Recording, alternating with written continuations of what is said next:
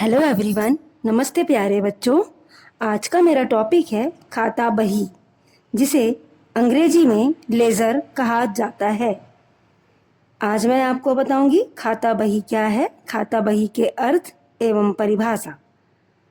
खाता बही हिसाब किताब की प्रमुख लेखा पुस्तक है, जिसे जर्नल में लिखे गए समस्त सौदों को व्यापार से संबंधित अलग अलग व्यक्ति, वस्तु, आय तथा व्यय के नाम से वर्गीकृत कर भिन्न भिन्न खातों में तिथिवार संक्षिप्त रूप में निश्चित प्रारूप में लिखा जाता है, जिससे यह ज्ञात हो सके कि निश्चित अवधि में किस खाते में कौन कौन से सौदे हुए। खाता बही का अर्थ, मीनिंग ऑफ लेजर।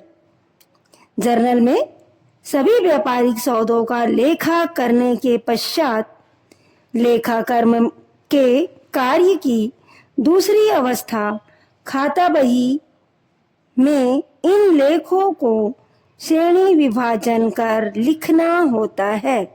अर्थात बच्चों, पहले हम किसी भी सौदों का जर्नल में लेखा करते हैं और जर्नल में लेखा करने के बाद दूसरा प्रोसेस होता है कि इन्हें हम खाता बही में पोस्ट करें या खाता बही में इसकी प्रविष्टि करें।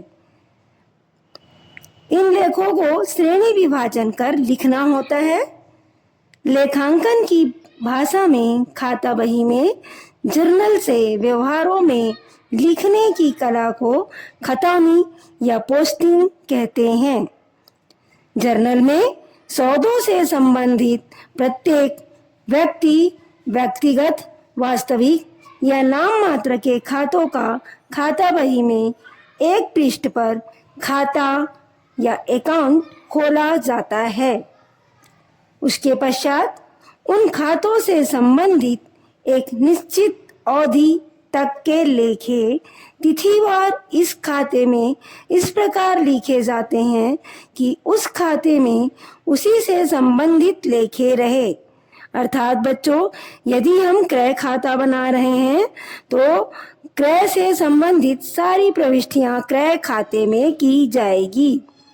इसके पश्चात खाता बही में खोले गए समस्त खातों का शेष निकाला जाता है, ताकि एक निश्चित अवधि को यह पता लगाया जा सके कि किस खाते की क्या बाकी है।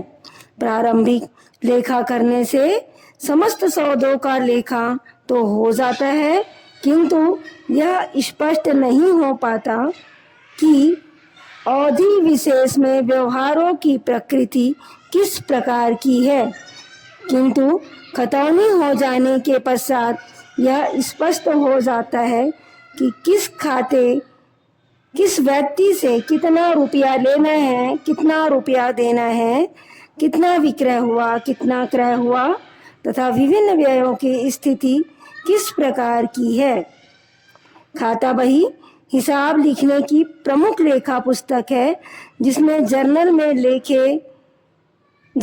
लिखे गए समस्त सौदों को व्यापार से संबंधित अलग अलग व्यक्ति, वस्तु, आय तथा व्यय के नाम से विभाजित कर भिन्न भिन्न खातों में तिथिवार संक्षिप्त रूप में एवं निश्चित प्रारूप में लिखा जाता है, जिससे यह ज्ञात हो सके कि निश्चित अवधि में किस खाते में कौन कौन से सौदे हुए।